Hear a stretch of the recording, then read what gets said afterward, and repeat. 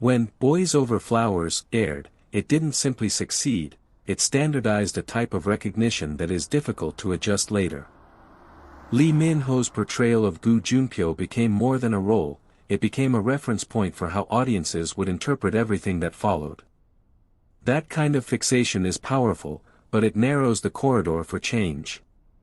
Global distribution amplified the effect.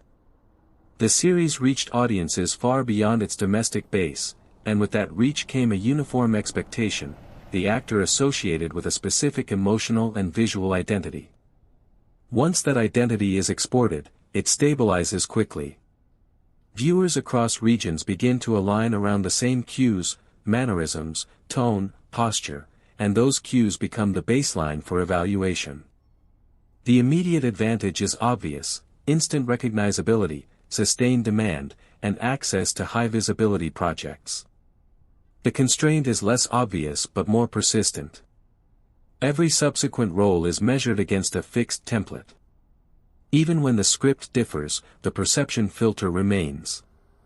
Minor deviations are either overlooked or judged as insufficient, major deviations risk rejection. What's notable in Lee Min-ho's case is the absence of abrupt rupture. Instead of attempting a sharp break from the Boys Over Flowers image, his choices lean toward modulation. Projects like City Hunter introduced action dynamics and different pacing, but retained a core composure. The Heirs reinforced the established appeal while adjusting relational dynamics and tone. Each step moved the image slightly without dislocating it. This approach aligns with risk management. In a globalized environment, where projects are evaluated across markets, preserving a stable signal can be more valuable than pursuing rapid transformation.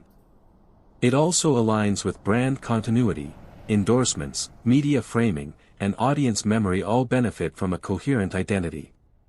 However, the longer the fixation persists, the higher the threshold for meaningful change. By the time The King, Eternal Monarch arrived, expectations were so consolidated that even small shifts were scrutinized. The project's scale increased visibility, but it also magnified the gap between anticipated and delivered variation. From an analytical standpoint, Boys Over Flowers is less a starting point than a constraint-setting event. It defines the perimeter within which subsequent decisions operate. The question for any actor in this position is how to expand that perimeter without collapsing the structure that sustains it.